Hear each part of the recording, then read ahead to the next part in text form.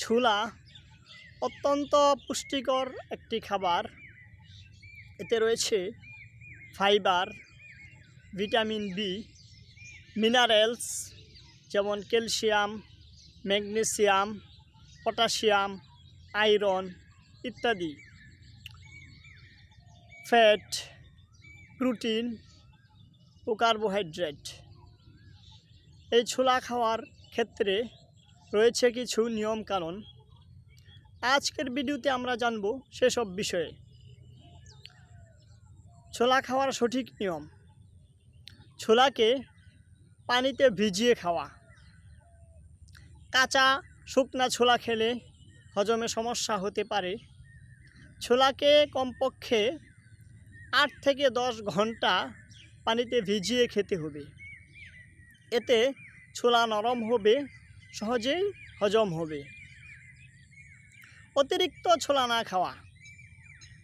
অতিরিক্ত ছোলা খেলে অ্যাসিডিটি বা গ্যাস্ট্রিকের সমস্যা হতে পারে। একজন প্রাপ্তবয়স্ক লোক কমপক্ষে 50 থেকে 70 গ্রাম ছোলা খাবেন। পানি পর্যাপ্ত পরিমাণে খাওয়া।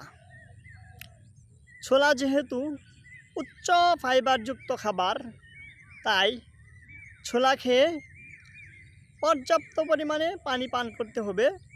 ছোলা খাওয়ার আগে এবং পরে পানি খেতে হবে, অন্যথায় কোষ্ঠকাঠিন্য হতে পারে। গরম মশলা কম খাওয়া।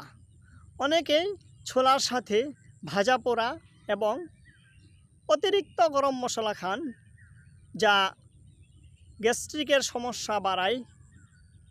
তাই গরম মশলা বেশি খাওয়া পরিহার করতে হবে। তেলে ভাজা ছোলা এড়িয়ে চলা। তেলে ভাজা ছোলা খেলে গ্যাস্ট্রিকের সমস্যা ও ওজন বৃদ্ধি হয়। ছোলাকে ভিজিয়ে রান্না করে খাবেন, অথবা কাঁচা ভেজা ছোলা খাবেন।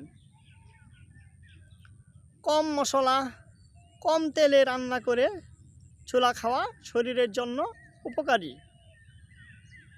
একটি সঠিক রুটিন মেনে চলা। ছোলা খাওয়ার পাশাপাশি খেজুর, প্রোটিন সমৃদ্ধ খাবার, ফলমূল, শাকসবজি ইত্যাদি খেতে হবে। তাহলে শরীরে সঠিক পুষ্টি পাওয়া যাবে। এই রমজানে শরীরকে সুস্থ রাখতে সঠিক খাদ্য তালিকা মেনে চলুন। সবাই ভালো থাকুন, সুস্থ থাকুন। সবাইকে ধন্যবাদ।